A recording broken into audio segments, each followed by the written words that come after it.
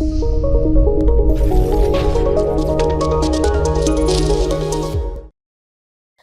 ಸರ್ಕಾರ ಜಾರಿಗೆ ತಂದಿರುವ ದ್ವೇಷ ಭಾಷಣ ತಡೆ ಕಾಯ್ದೆ ವಿರೋಧಿಸಿ ಬಿಸಿ ರೋಡಿನಲ್ಲಿ ಬಿಜೆಪಿ ಮಂಡಲದ ವತಿಯಿಂದ ಮಂಡಲದ ಅಧ್ಯಕ್ಷ ಚೆನ್ನಪ್ಪ ಆರ್ ಕೋಟೆನವರ ನೇತೃತ್ವದಲ್ಲಿ ಬೃಹತ್ ಪ್ರತಿಭಟನೆ ನಡೆಯಿತು. ಹಿಂದೂ ವಿರೋಧಿ ಕಾಂಗ್ರೆಸ್ ಸರ್ಕಾರಕ್ಕೆ, ಹಿಂದೂ ವಿರೋಧಿ ಕಾಂಗ್ರೆಸ್ ಸರ್ಕಾರಕ್ಕೆ ಹಿಂದೂ ದ್ವೇಷವನ್ನ ಬಿತ್ತುವ ಪ್ರಯತ್ನ ಇವತ್ತು ನಡೀತಾ ಇದೆ. ಮೊನ್ನೆ ಬಾಗ್ಲಾದ ಘಟನೆಯನ್ನ ನೋಡಿಕೊಂಡಾಗ ನಾವು ಕರಳು ಕಿತ್ತು ಬರ್ತದೆ, ರಕ್ತ ಬಿಸಿ ಆಗ್ತದೆ. ಹಿಂದೂಗಳಿಗೆ ಬೆಲೆಯೇ ಇಲ್ಲ. ಯಾಕೆಂತೇಳಿ ಇವತ್ತು ಒಂದು ಮತದ ಓಲೈಕೆಗೋಸ್ಕರ ಅದೇ ಬಾಂಗ್ಲಾದ ಪ್ರಧಾನಮಂತ್ರಿ ಜೊತೆ ನಮ್ಮ ದೇಶದ ವಿರೋಧ ಪಕ್ಷ ನಾಯಕ ರಾಹುಲ್ ಅವರು ಇರುವುದನ್ನು ನಾವು ಕಾಣ್ತೇವೆ. ಯಾವುದಕ್ಕೆ ಅವರು ದ್ವೇಷ ಬಿತ್ತಾ ಇದ್ದಾರೆ? ಅವ್ರ ಜೊತೆ ಸೇರಿಕೊಂಡು ನಮ್ಮ ಬಗ್ಗೆ, ಹಿಂದೂಗಳ ಬಗ್ಗೆ, ಭಾರತೀಯ ಜನತಾ ಪಾರ್ಟಿಯ ಕಾರ್ಯಕರ್ತರ ಬಗ್ಗೆ ಇವತ್ತು ದ್ವೇಷ ಬಿತ್ತುವ ಕೆಲಸವನ್ನ ಮಾಡ್ತಾ ಇರುವಂತವರು ನಮ್ಮ ವಿರೋಧಿಗಳು. ಯಾವುದು ದ್ವೇಷ ಭಾಷಣ ಅನ್ನುವಂಥದ್ದು ಮಾತ್ರ ಇವತ್ತು ನಮ್ಮ ಮುಂದೆ ಇರತಕ್ಕಂಥದ್ದು. ಕಾಂಗ್ರೆಸ್ ಪಕ್ಷದವರು ಅಥವಾ ಕರ್ನಾಟಕ ಸರ್ಕಾರ ದ್ವೇಷ ಭಾಷಣ ಅಂದರೆ ಯಾವುದು? ಪಾಕಿಸ್ತಾನ ಜಿಂದಾಬಾದ್ ಅನ್ನೋದು ದ್ವೇಷ ಭಾಷಣ ಅಲ್ಲ, ಭಾರತ್ ಮಾತಾ ಕಿ ಜೈ ಅನ್ನುವಂಥದ್ದು ದ್ವೇಷ ಭಾಷಣ. ಇದನ್ನು ಎರಡರಲ್ಲಿ ಯಾವುದು ಅಂತ ನೀವು ಹೇಳಬೇಕು. ಇವತ್ತು ನೀವು ಅನುಮೋದನೆ ಸಿಕ್ಕಿರಬಹುದು, ಆದ್ರೆ ಜಾರಿ ಆಗಬೇಕು ಅಂತ ಆದ್ರೆ ಗವರ್ನರ್ ಒಪ್ಪಿಗೆ ಬೇಕಲ್ಲಿ.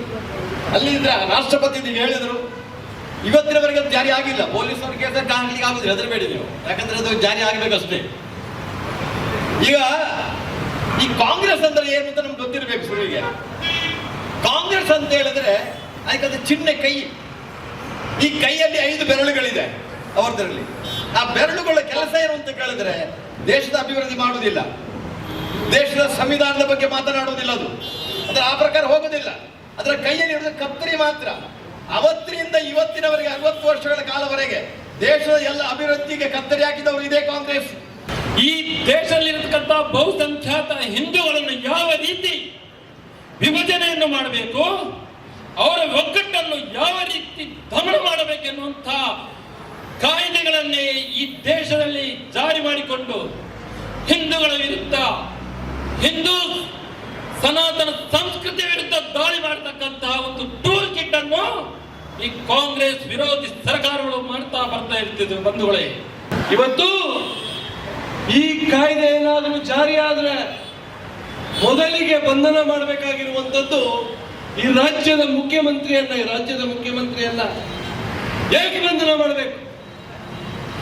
ಕರ್ನಾಟಕದಲ್ಲಿ ಕಾಂಗ್ರೆಸ್ ಆಡಳಿತಕ್ಕೆ ಬಂದು 2 ವರ್ಷ ಆಗ್ತಾ ಬಂತು. 2 ವರ್ಷದಲ್ಲಿ 100ಕ್ಕಿಂತ ಹೆಚ್ಚು ಬಾರಿ ಜನರ ನಡುವೆ ದ್ವೇಷವನ್ನು ಹರಡಿಸುವಂತ ಕೆಲಸ ಸಿದ್ದರಾಮಯ್ಯ ಮಾಡಿದ್ದಾರೆ. ಇತ್ತೀಚೆಗೆ ನೋಡಿದ್ವಿ ನಾವು ವಿಧಾನಸಭೆಯಲ್ಲಿ ಇಡೀ ದೇಶದಲ್ಲಿ ಕರಾವಳಿ ಅಂತ ಹೇಳಿದ್ರೆ ರಾಷ್ಟ್ರಭಕ್ತಿಗೆ, ದೇಶಪರ ಚಟುವಟಿಕೆಗಳಿಗೆ, ಧರ್ಮಪರ ಚಟುವಟಿಕೆಗಳಿಗೆ ಕರಾವಳಿ ಅಗ್ರಸ್ಥಾನದಲ್ಲಿದೆ.